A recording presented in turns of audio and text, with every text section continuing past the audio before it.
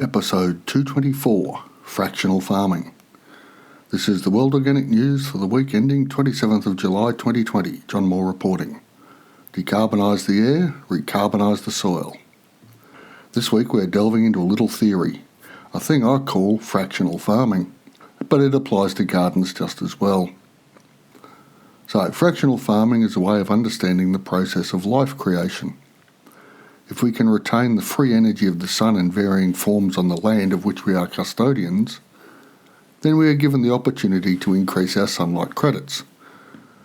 As each unit of feed passes through an action, digestion, composting, plant growth, we are able to add more of the sun's radiant light to our store of organic matter.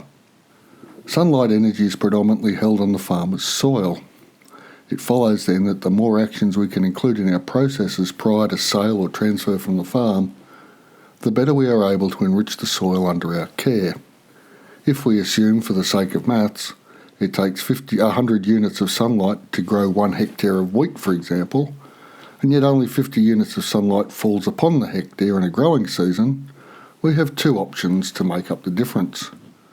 We can purchase the 50 extra units needed as chemical fertilisers, which are no more than modified ancient sunlight in the form of hydrocarbons, or we can store up units of sunlight as organic matter and include these in the process.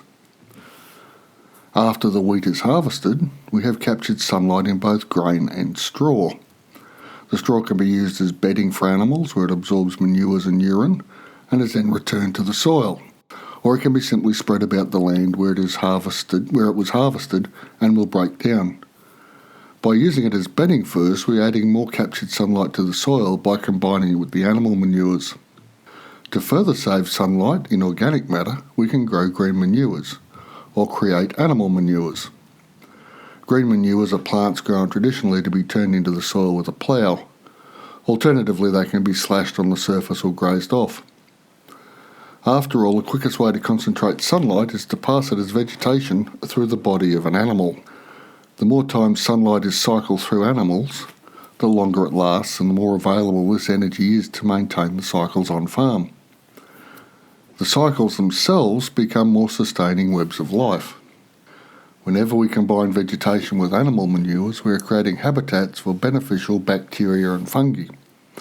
The more complex the habitats, the greater the diversity, equaling greater retention of sunlight.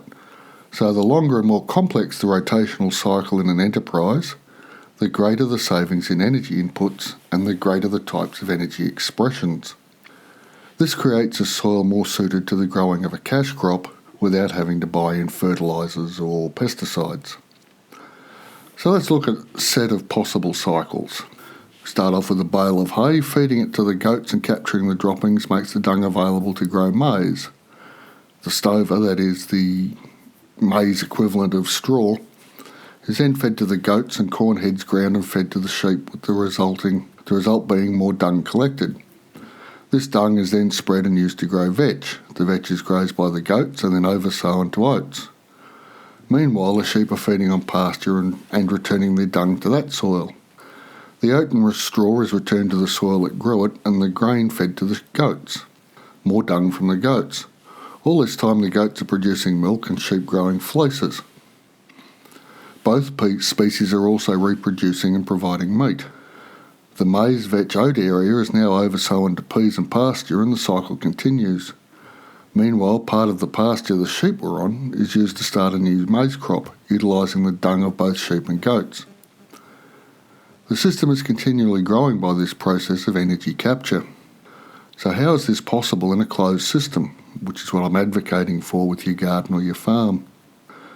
Well, as we have a closed system anyway, the Earth, with an outside energy source, the sun, we're basically doing the same thing on a smaller scale.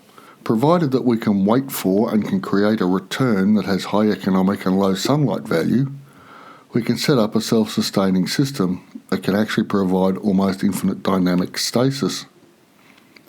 Not that dynamic stasis is a contradiction in terms. Think of someone in balance on a bicycle while it's moving.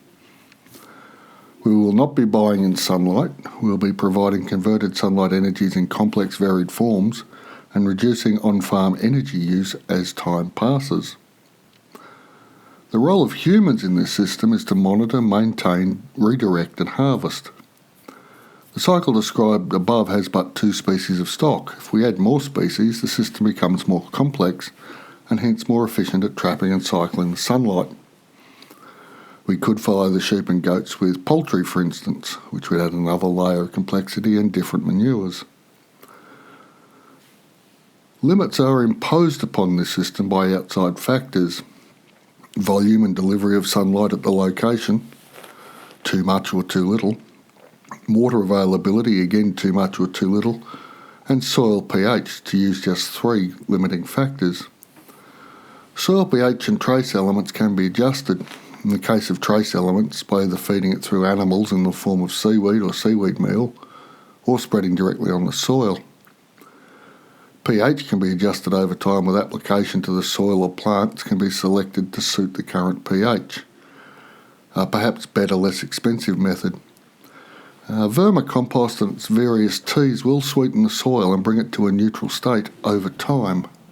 And depending on how acid or alkaline your soil was to start with, it'll take more or less time to do so.